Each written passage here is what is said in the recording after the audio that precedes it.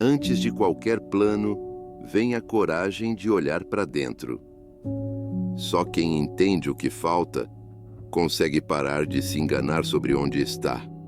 Não é sobre o plano certo, é sobre parar de fingir que não tem plano nenhum. Enfrentar o medo não é lutar com ele, é ver de onde ele fala e passar. Toda pequena vitória é só um rastro de calor.